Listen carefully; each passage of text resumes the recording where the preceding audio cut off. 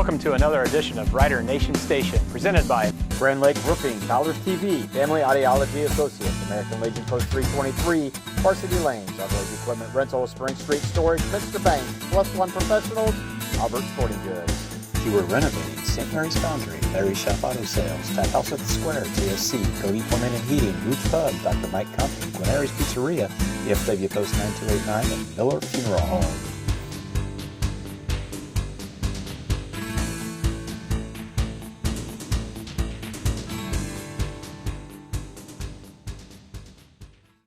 Well, welcome to another Rider Nation Station Vodcast. This is an addendum to one that Dr. Spieles and I did several years ago on bringing Charles Kruse's story back to life.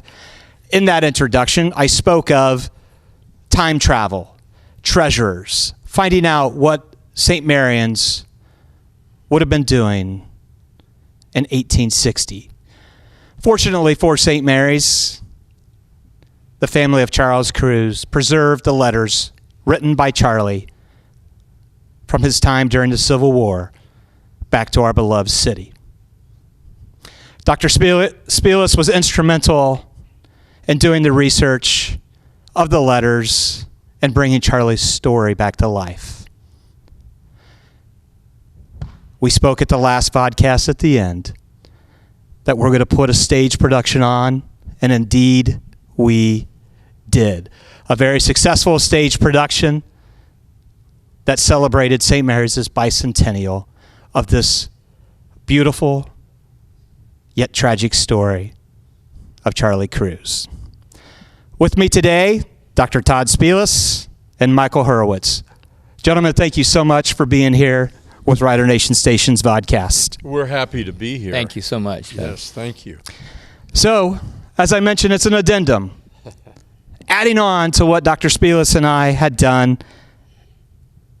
in Charlie's place of employment prior to enlisting in the Civil War. You gentlemen just finished watching the videotape version of the stage production, Long Journey Home. So let's just jump into it. What were your immediate reactions watching the stage production edited by my brother? Yes, indeed. In Rider Nation Station to keep it for posterity's sake. Todd, why don't you start? Well, First you're of all, the historian, and you brought the letters to my attention. It brought back a flood of emotions. Yes, it really did. Yes, it did. Yes, it did. Not just the tragic end of things, but of all the people that touched my life during this journey of historic research for the St. Mary's and surrounding area. So yeah, it was it brought back memories, and now we have it preserved for future generations, and that was my ultimate goal. Absolutely. And we're there, and now we get the book together with the DVD. We're going to get this packet in every school in the county. Outstanding. Now that I think my goal when I was asked to write and direct this production, produce it, was to involve the community of St. Mary's in the production, from the history and the acquisition of the letters and the research of the letters to the restoration of this incredible facility. And credit to you and to the board and to everybody who's rolled up their sleeves and worked here. After doing 20 years of restoration efforts around the country, I can tell you this is the template of how it should be done. It's beautiful, Doug. Thank you. Just beautiful. But I wanted to involve the community in every aspect of this. And my reflection after 4 months was, my goodness, they all came together. Mm-hmm. Is this the Royal Shakespeare Company? No. Is this a community with spirit and energy and vitality? You betcha. And that's what I saw on the screen. It was it was filled with emotions of all the nuances and all the little ups and downs of getting this stage, but it looked pretty damn good. Yeah. It really did. And I Gary agree. just knocked it out of the park. Gary Sandy from WKRP generously gave of his time and his talent, talks about this all the time. We talk probably on a weekly basis, and there's not one conversation. How are the people in St. Mary's? That was one hell of an experience. Let's let that soak in for a second. Our first stage production Yep. with bringing the Grand back to life as it was originally intended for 1895, we have the likes of Gary Sandy as our narrator. Right. Let's talk a little bit more in depth as to how that evolved. And then, Todd, I want to talk about that first day here when Gary came in for practice and what that was like. Well, so how did it evolve, Michael? Gary and I went to the American Academy of Dramatic Arts together. He was a year behind me, and we were both from Ohio. We were both kids. He's about 18 months older than I am. And so we started hanging out together, and we've been friends ever since. And I graduated in 1967. So it's been, 12, 13 years? Something like that, yes. So Gary and I have stayed in touch. We did a show together where he and I both acted. And in our conversations that we have on a regular basis, he said, well, what are you up to? And I said, well, I'm writing this play. And I told him about it. And he said, yes. And I said, would you be interested? And he said, for you, I'll do it. Awesome. And he came in for the first rehearsal, or a rehearsal. Todd was here, and the cast was assembled. Generous, considerate of everybody. He read through the script, and he realized the power of this story. Mm-hmm. I mean, the story itself is a powerful story. Let me hitchhike on this a little. You go right ahead. We had a table sitting down here on the floor, and we were doing a read. Gary walks in the west door of the theater, and he said, good afternoon, everybody, just like, a common guy would say. Yeah. And then he started doing his first cold read, and I looked over at Michael, and I went, wow. And Michael says, wait till he knows his part. No, and consequently, the reason I wanted Gary here, and I thought it was important for him to be here, was that it took it a step up. Absolutely. It gave credence and cachet to what Todd had worked 4 years to research, and what took me 18 months to write. And I wanted the power of the words of Charlie Kruse and the power of the story to resonate with the citizens. And we had 2 sold-out houses. It was amazing. Mm-hmm. So you had a lot and of... resonate, his voice did. Oh, yeah. Oh, well, Yes. you see it. Just in the film. listening Yeah. to what Yeah. you just viewed, and you're just like, Right. oh my, that voice is incredible, and it draws you in, and you want to keep listening. Not often in the and story so of well mankind does a man arrive on earth who is both done by smooth you to and bring him delicate, in, because who is Charlie as hard has as a some rock and soft extremely as important drifting words that fall. need to be heard. Oh, His yeah. heart And, is mine, and they the need to be paradox of reheard. terrible And they storm need and to be peace. reheard. They do. And if this can capture the attention of school districts in this area or around the country Yeah. even, and this can be something that is taught in the schools, it shows the reality of what that war was like, the impact it had on everyday people, and it's as timely today as it was in 1860, 1865. And in addition to the play, for the first time now, people will be able to read all 112 letters in the Yes. book that's Yeah. coming out. Yes, right. And even though he couldn't spell, he spelled phonetically, and he wrote cursively, he painted pictures with his words. And so much of that painting took place right here in St. Mary's, and it Yep. was just a fantastic revelation. Well, he went to the mill, which is the canal Yep. is half a block away. yeah. I don't know what stood on this spot, but he was around in this area. So Yep. his spirit Was is here? somewhere downtown here, you know. And well, he stood right out here on the Spring Street Bridge. Right. And he fished and got drinks of clean water, right, he said. right, which is what I'm going to do as soon as I But it's such a power. I can't say that enough. And the more I read the letters, the more I delved into the letters. Then I would take the letters, and then I would look at the history around that particular date and time, and you go, the one thing that hit me was the Battle of Antietam. 22,000 men, 22,000 in a day. Yep. Yeah. All were Yeah. Americans. Right. The South and the North, they Yeah. were all Americans. And another hitchhiking on that idea again. 6 weeks away from St. Mary's, he's in his first major battle, Perryville, Kentucky. The battle lasted 5 hours. 13 men fell every minute for 5 hours. It was just an absolute carnage. And you and I walked that battlefield. We walked the battlefield, but he witnessed it. He fought.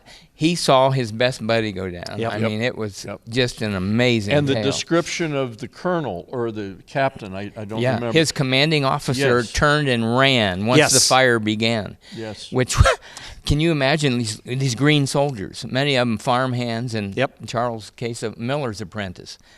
What'd they do? Well, fortunately, another officer stepped up and filled the gap. It truly is to the credit of the citizens of St. Mary's that they turned out, that they came. I think they got their money's worth. I really do. I mean, in the sense that they walked away with something more than they came in the door with. I heard so many people say, why am I now just hearing about this story? Right. And so, Todd, so much kudos back to you for, how many years ago was it? 20 years ago when you first started doing It was your in research? the mid-'90s. Yeah. Yeah. So, Yeah. So it's every You- bit of 20 years. Oh, yeah. so you Yeah. brought it back to life, and you did your tour of speaking to people, Right. and then it kind of got shelved a little bit Right. again. But how integral of a role you played with the help of Michael and the cast and the crew to make this Now, my story understanding come is back you alive. introduced Michael to the letters. So this is very interesting because Michael almost did not do this. I don't know if he remembers it or not. I do. No, I do. I No, remember do. I was on a school bus and waiting on a middle school track team, and I'm on the phone with Michael. And I said, Michael, I got great news. I think I found a playwright out of Cleveland that will take the letters and put it into a play for us. And Michael's positivity and the audibility of his voice kind of lowered. And he's like, oh. He goes, with my background in theater, and I've authored several books, and one on the stagehand of the Ford Theater, and I'm a Civil War aficionado. I kind of thought, maybe I could get a stab at that. I'm like, oh, sorry. And Michael probably had told me that, and just in the insanity of everything that goes on in my life, I probably just missed that. And so, we stopped with any further conversation with the playwright in Cleveland and turned it over to Michael. Well, now I got to correct you. You and Todd and I met. I met Todd for the first time, and you and I sat down, and the three of us were talking, and we started sharing our commonality with the love of the Civil War. Right. And I remember you turning to Doug and saying, he's the guy to write the play. And I probably probably no correction, I probably missed it because I had been in conversation with the playwright this from was Cleveland. Afterwards. Oh, okay. This was afterwards. So what really changed in my mind was the day I got a call from Michael Hurwitz, not knowing who he was. And he said, he referenced the letters. He said, you know what you've got here? And I said, it's a good story, isn't it, Michael? He said, no. He said, this is a great story. Yeah. And he said, with your permission, I would love to write a play. And that took me all of 10 seconds to say yes. Well, and Todd, I think, and I may have things a little incorrect here, but I almost think that it was in 2019 that maybe we had something going on at the county airport, We did. And Vic Von Blon was there with you, we were dedicating the new terminal at the Neil Armstrong Airport in New Knoxville. Right. So maybe it was a few years after that. Then I was thinking it was the 50th celebration of the moon landing, but you're right. It was the big celebration we had for that, and I think we were kind of tossing back and forth. Could we put this into some type of stage production or something? And boom, here it went. Did it meet your expectations? Well, let me just say this. A week or two prior to the performance, Michael says, if we can get a couple hundred people here. Yeah. No, we were taking bets. We were taking bets. He thought a couple hundred people. He said, we'll do okay. Well, it turned into a 3-day event with the Sultana lecture. Yes. And we got close to 1,000 people here in 3 days. We most definitely did. And that Sultana lecture was phenomenal. Yeah. And the band, I'm losing track of the name of the band right now. Yes. Yeah. Just the authenticity of the time period. And they asked us at Perryville when we were down for the Sultana reunion. Yeah. The lady came up to us and said, I spoke and explained what we were doing here. And she said, we'd like to perform. And I said, well, we don't have any budget. And she said, oh, no, we'll come for free. And they drove all the way from Oklahoma. But you can see this and feel the camaraderie here in the Civil War circles, like with Gene Saliker showing up. Everybody. Our vendors, everybody. the band. Yep. I mean, Scott Siegel, Mr. George Wolfe. Mm-hmm. And kudos to these people, because George Wolfe, all the costumes and the Civil War memorabilia and stuff like he came and people just, I mean, it was a community effort that made this thing what it was. And Gene, the gentleman that wrote the book on the Sultana, is doing the foreword to the book I'm finishing on the play and the letters and all of that. So the synergy, it was meant to be, and the people involved were the right people. When it was all said and done, I remember that audition day, Doug, and I'm looking at people, I'm going, oh boy, and they all, they took steps up. Howie blew it out of the park. Jackie played Mother Kruse, blew it out of the park. Andy played Father Kruse. Ike, Craig, everybody. Mary, everybody just nailed this thing. And that narrator pulled it all together. Oh, I think so. Narrator pulled it all together, that's for certain. Gary did a hell of a job. So let's talk about favorite memories of the production. Okay. So I'm going to give you just a little bit of time to think about the production and what a favorite memory of it was. And Todd, you're going to draw the short straw, and you're going to go first on this one. I ran into a fella and his wife at church, and I was telling Michael today, this was a couple months after the production. And he mentioned to me that they went to the Sultana lecture and the play both nights. And he said, what is next? He said, this is phenomenal. Yeah. He says, this has to be preserved. And I informed him that's exactly what our intention is. But I've had multiple touches with community people since the play. And all kind of expressing the same thing. That, man, what are we going to do with this? Yes. Because, although this was greatly entertaining and it was a true story, it's got to be preserved. Absolutely. Yeah. Absolutely. Michael? My favorite, whenever you do something theatrically, you hope to come close to what your vision is.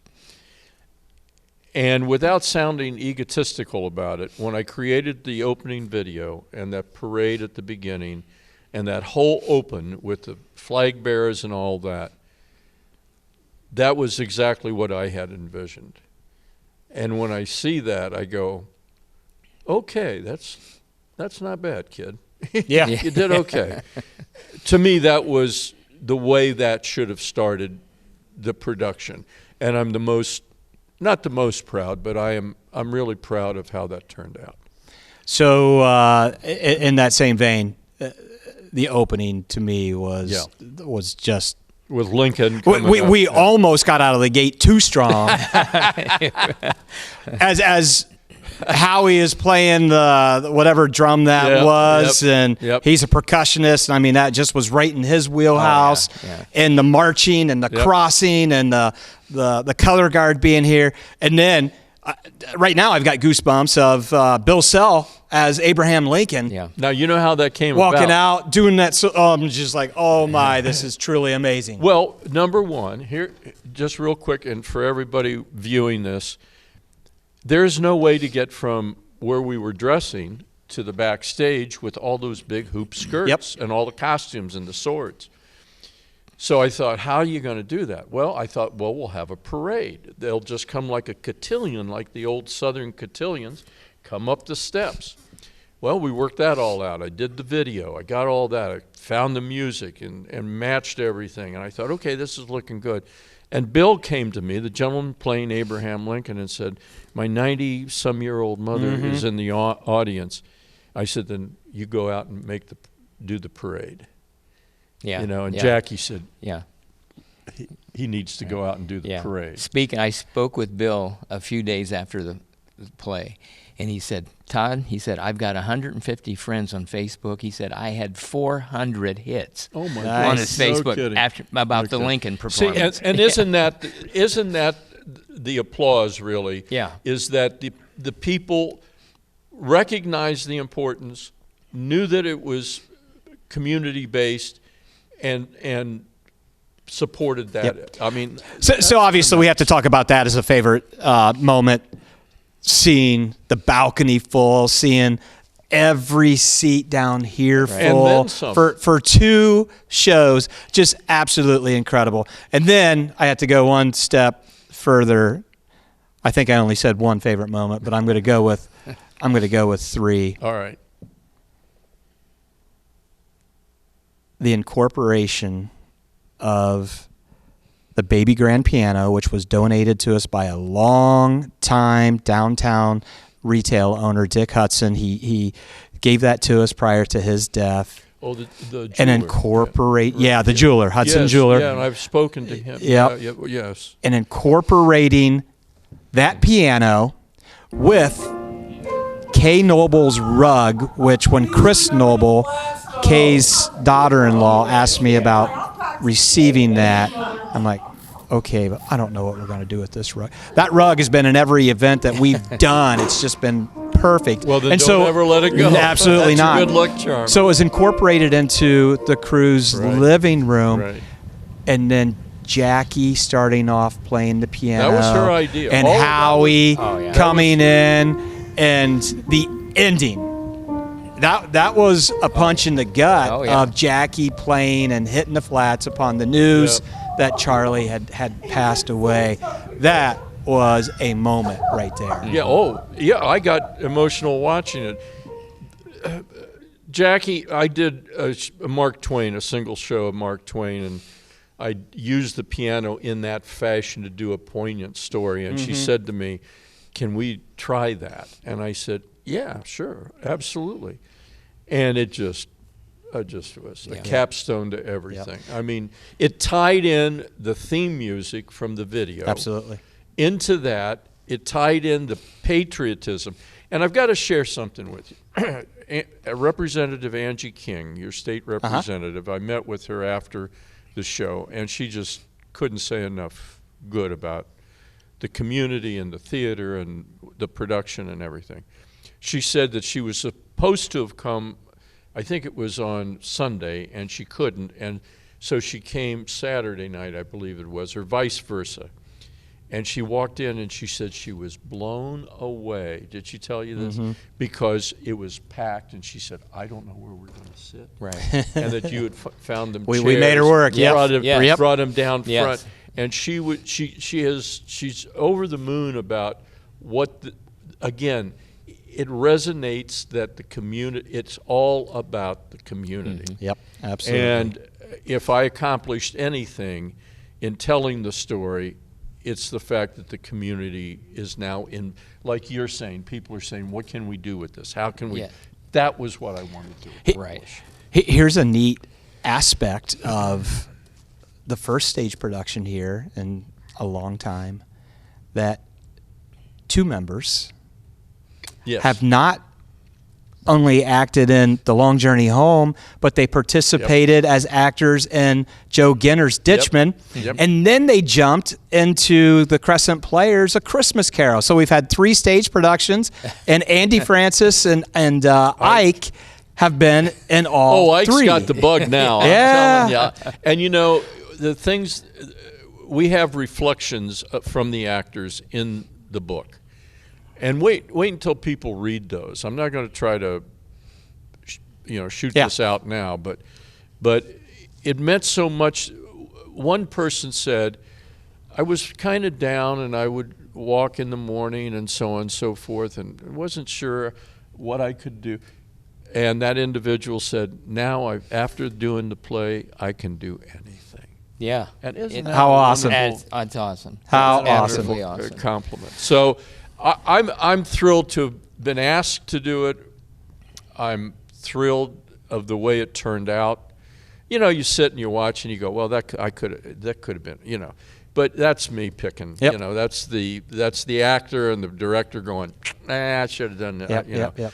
But all in all, when you stand back, it was pretty damn good. It was pretty damn good. So getting back to the book, I've been asked dozens of times since the production, how did you come about the letters, and where were they? So I go into deep detail for the first time in the book, how I got started with the letters, where they came from, how they were given to me, and then who touched my life in the research. Yeah, So it's you can't just explain it in a few minutes. So buy the book. The book will be out the first of the year. We're waiting for all these little pieces to come in and have them edited and Including formatted. mine. I'm my own worst critic. Everything, but when it does, anybody who loves the story and loves Civil War, loves history, forward of the book by Gene, contributions by Todd and the actors and the actresses, the story of the play, how it evolved, the story of Charlie, the entire play as it was performed in print, and the entire 135 pages of Charlie's letters. It'll be quite a book. It'll be quite a compendium. And I'm not patting myself on the back. I'm just saying that collectively this is a recap of the story, and it's the community's story. Yep. So let's talk about support real quick. And Todd, as you were dealing with your obsession in the mid-'90s, Sylvia obviously had to put up with a lot, and we spoke about that in our first vodcast. And I don't know if she was a little concerned as we were bringing this back to life or not. But Michael, let's talk about Jackie and Sarah's role in helping you. Couldn't do it without them. Jackie is. When I first met her at Ohio State 51 years ago, I first fell in love with her because she's a great actress. She really is she could have been a professional actress in a heartbeat. I thought I witnessed professional. Well, that's what I'm saying. She's the real deal. And my daughter is probably the best stage manager in Columbus. She works all over Columbus.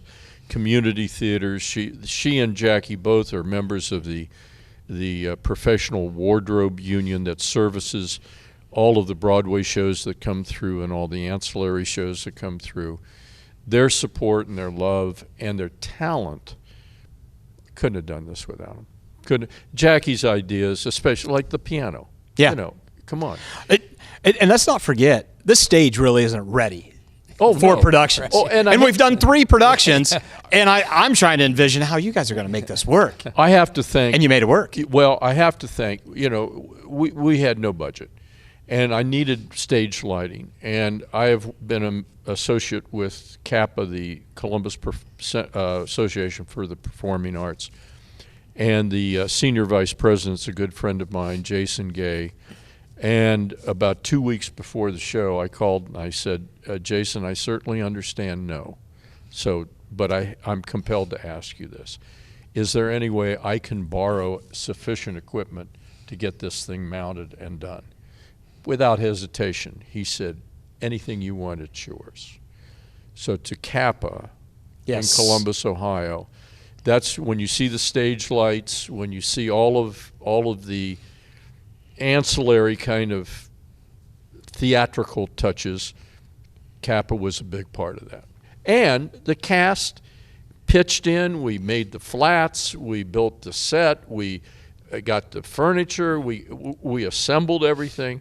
Again, it was a collective, community, collaborative effort. Which fits perfectly with the Grand's motto of one cannot do it alone. That's exactly But many right. working together can be grand. Yeah. And I'm so glad that you brought up Kappa. I had a softball question for you in there to bring that up, but we don't need to take care of that question anymore because they were instrumental. You wouldn't have had lights. You wouldn't have had stage lighting. And you can see the effect that it had. And talking about Sarah making everything work, we got to give a shout out to our man Andy Coleman. Oh, yeah. Who behind the scenes makes everything work, and he's been involved in the Ditchman and the Christmas Carol as well. He's got the bug, and he makes things but he's just also happen here. knowledgeable, and he's not afraid to roll up his sleeves and work.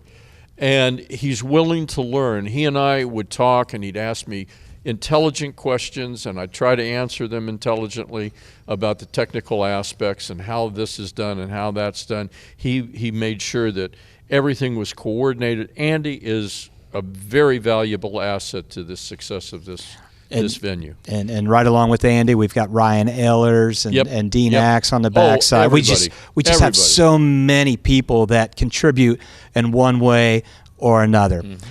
All right, so we did the stage production. Rider Nation Station captured it, edited it.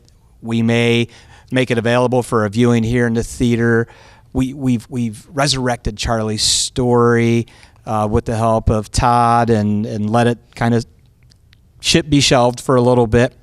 What would you like to see next? We've obviously have the books, and the schools are going to be a grantee of this knowledge. What would you really like to see happen with this story?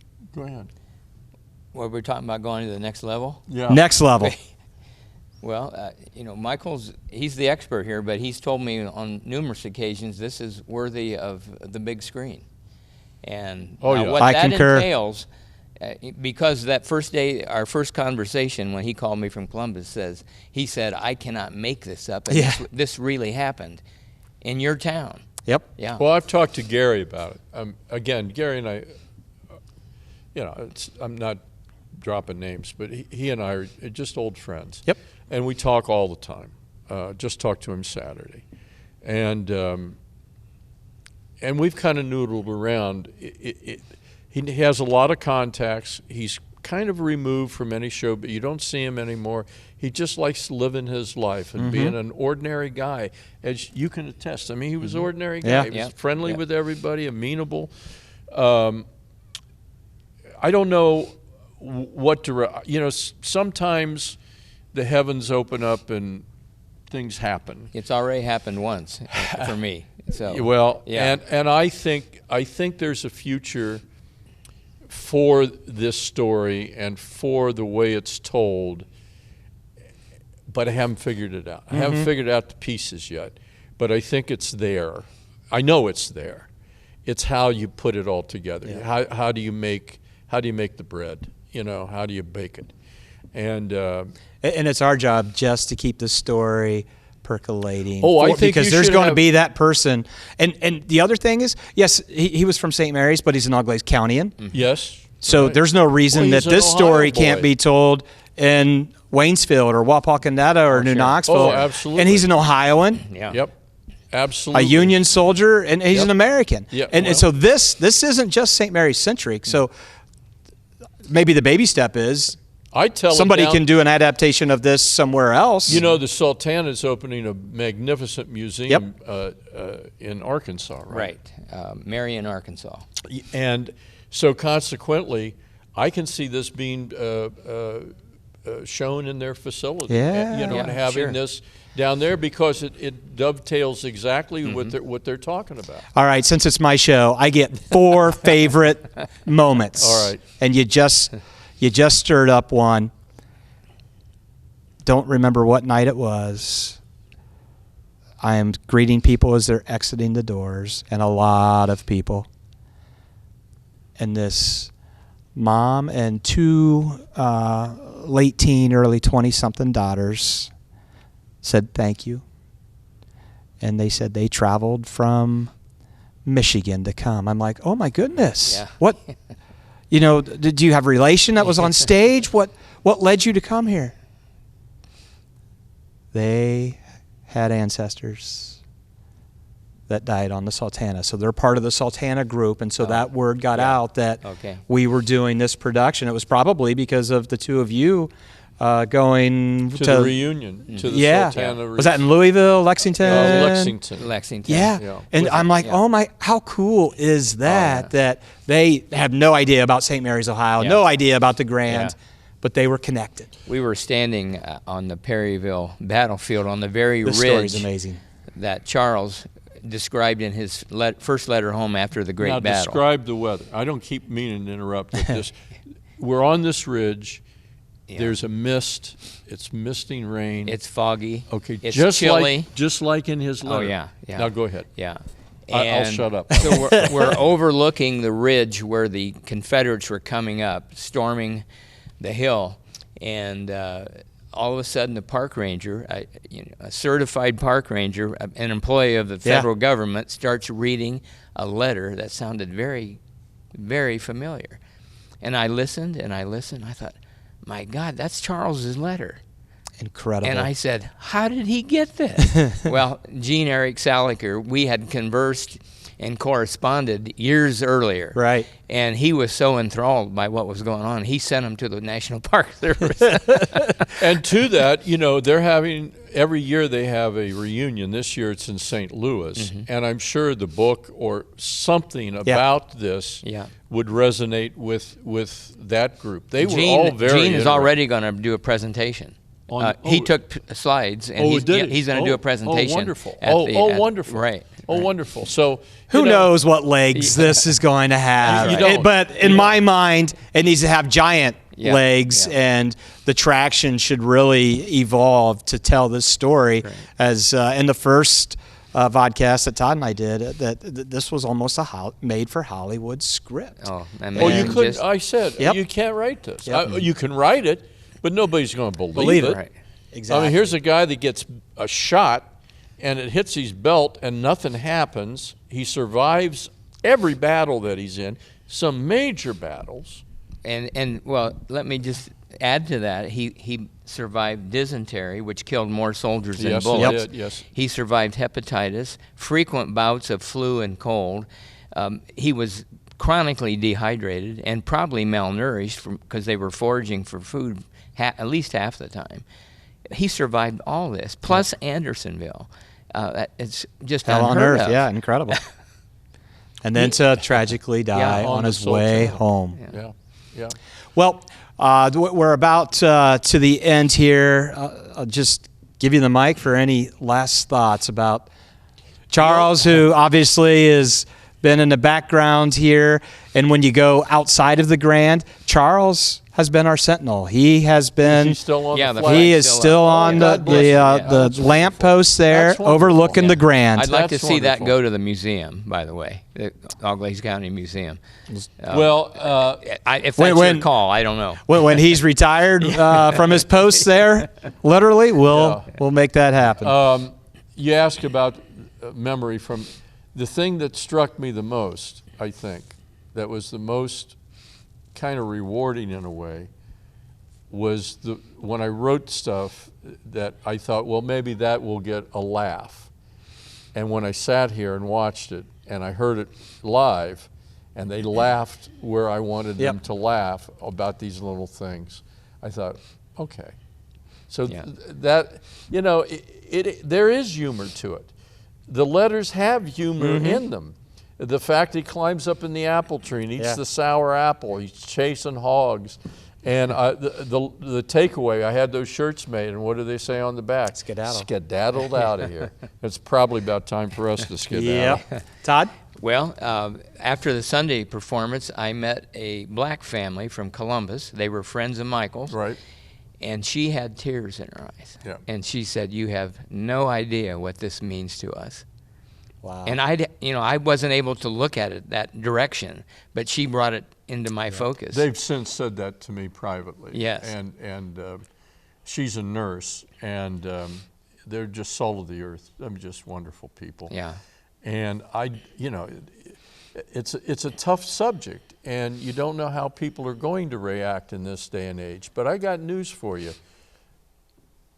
Regardless, the honesty of it resonated with them in a very deep and very powerful way. I think with all the ironies within the letters, the thing that really grabs me the most was his transformation after being in the Deep South, seeing the effects of slavery. And reading the actual letter, I had to soften it, as you both know. Yeah. And we all talked about that. Yeah. But when you read the actual letter in the book and then realize the evolution in his thought and in his heart before he died, wow. That's just very powerful. Yeah. Well, job well done, Todd. Job well done, Michael. Thank you. Thank you. Job well done to the cast, Everybody. to the crew, to the attendees, to the people who are going to buy the book. When we show the video, just job well done. But job well done, Rest Charles. in peace, Charlie. Thank you, Charles.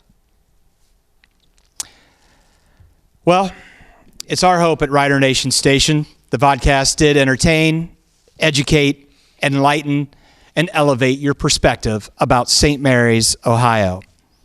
We hope a story has been told that augments the development of relationships, old and new, to promote growth for all who do, did, and will call St. Mary's, Ohio home. Again, I want to thank Michael Hurwitz and Todd Spieles for sharing their story about bringing Charles Kruse's story back to life with our very successful stage production during St. Mary's bicentennial celebration. I hope you think positively about our town, the town we did not inherit from our ancestors, but the town we borrowed from our grandchildren. Peace to you, my fellow St. Marians, past, present, and future, always and always.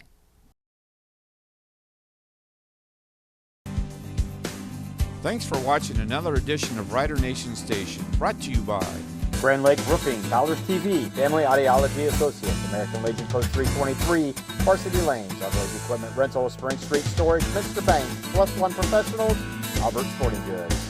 You were renovating St. Mary's Foundry, Larry Shop Auto Sales, Tap House at the Square, JSC, Cody Plumbing and Heating, Roots Pub, Dr. Mike Company, Gwinneri's Pizzeria, EFW Post 9289, and Miller Funeral Home.